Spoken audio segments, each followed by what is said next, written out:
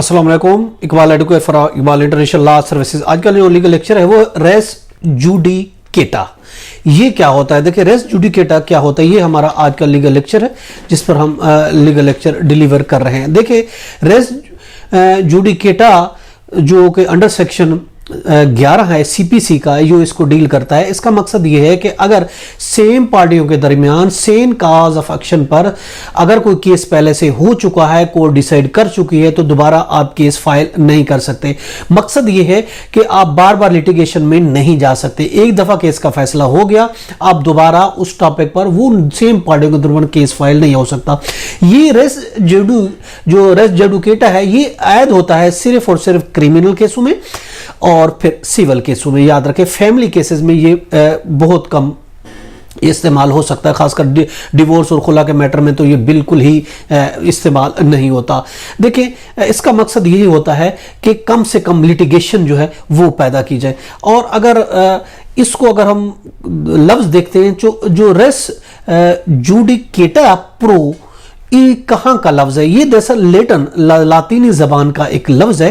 ये इसका पूरा जो लफ्ज बनता है रेस जुडिकेटा, जो कि जुडिशियल क्रिएशन है एक लफ्ज की, जो कि रेस जुडिकेटा प्रो वेरिटेट एक्विटोर, ये पूरा एक लफ्ज है। इसके 3 असूल हैं।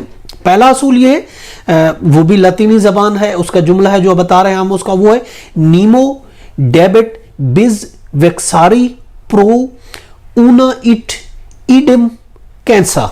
ये पहला असूल है कि एक बंदे को बार बार आप नहीं ला सकते केस के लिए। दूसरा असूल इसका है इंटरेस्ट रिपब्लिकिया अट सिट फिनिस लिट्यूम। और तीसरा जो इसका असूल है वो है रेस जुडिकेटा प्रो वेरिटेट एक्विटोर। ये तीसरा इसका असूल है। ये 3 असूल है रेस जुडिकेटा के। और ये याद रखें कि इसका मकसद ये है कि ऐसा दोबारा आप बार बार केस फाइल नहीं करें। अब देखिए, रेस जुडिकेटा उन चीजों में अप्लाई नहीं हो सकता, ये याद रखें। रेस जुडिकेटा जो है, अगर सीकिंग परमिशन है, अगर हमने एक केस फाइल किया और उसमें हमने परमिशन मांगी कोर्ट से और परमिशन लेकर हम दोबारा केस फाइल कर सकते हैं, ये याद रखें। दूसरी सूरत ये है, अगर कोर्ट फीस नहीं लगाई, हमारा कोर्ट फीस की वजह से केस डिसमिस हुआ, तो उस सूरत में भी हम दोबारा केस फाइल कर सकते हैं।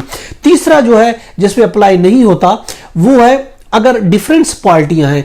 एक केस हमने डिफरेंस पार्टियों के दरमियान था, दूसरा केस डिफरेंस पार्टियों के दरमियान है, तो भी आप केस फाइल कर सकती हैं, उस पर भी रेस जुडिकेटा ऐड नहीं होगा। तीसरा ये कि क्लेम हमारा मुख्तलिफ है, पार्टियां सेम है, क्लेम मुख्तलिफ है, तो उस सूरत में भी ये असूल लागू नहीं होगा।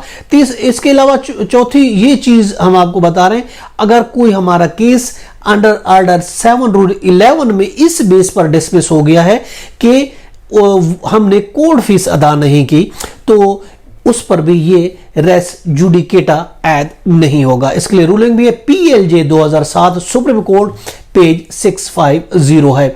अब इसके अलावा अगर कोई केस नॉन प्रोसिक्यूशन पे डिसमिस हुआ है, यानी केस ऑन मेरिट डिसमिस नहीं हुआ, नॉन प्रोसिक्यूशन पे डिसमिस हुआ है, यानी कोई पार्टी अपेयर नहीं हो सकी, जिसका केस है वो किसी वजह से अपेयर नहीं हो सका, उसका वकील अपेयर नहीं हो सका और केस डिसमिस हो गया, तो उस सूरत में वो दोबारा केस फाइल कर सकता है। उस सूरत में ये रूल जो है वो लागू नहीं होगा। और इसके अलावा ये याद रखें, डिवोर्स का केस है, खुले का केस है, इस पर भी ये रूल, और इसके अलावा बच्चों की कस्टडी है, इस पर यह रूल ऐड नहीं होगा। फैमिली केसेस पर लागू नहीं होता और चाइल्ड कस्टडी पर यह लागू नहीं हो सकता। ये बार बार केस फाइल हो सकता है। खुला का केस बार बार हो सकता है, एक दफा डिसमिस हो गया दोबारा हो सकता है। और इसके अलावा खुला का केस हो गया, इसके अलावा डिवोर्स का केस हो गया, ये भी बार बार हो सकता है। और इसके अलावा बच्चों की कस्टडी, एक दफा जो है केस डिसमिस हो गया दोबारा हो सकती है, तो चाइल्ड कस्टडी भी बार बार हो सकती है, क्योंकि इनके काज एक्शन हर रोज मुख्तलिफ हो सकते हैं, एक दूसरे का बिहेव बदल सकता है। और इसके अलावा किसी की शादी हो सकती है, बच्चे बड़े हो सकते हैं, वेलफेयर हो सकती है। और इसी तरीके से जो खुला का केस है वो नफरत बदल सकती है, नफरत मोहब्बत में आ सकती है, नए कोई और वजह हो सकती है, तो इस वजह से ये केस बार बार हो सकते हैं, जबकि सिविल और क्रिमिनल केस बार बार नहीं हो सकते। इस पर ये लागू होगा। ये था आज का लीगल लेक्चर। इजाजत, अल्लाह हाफिज।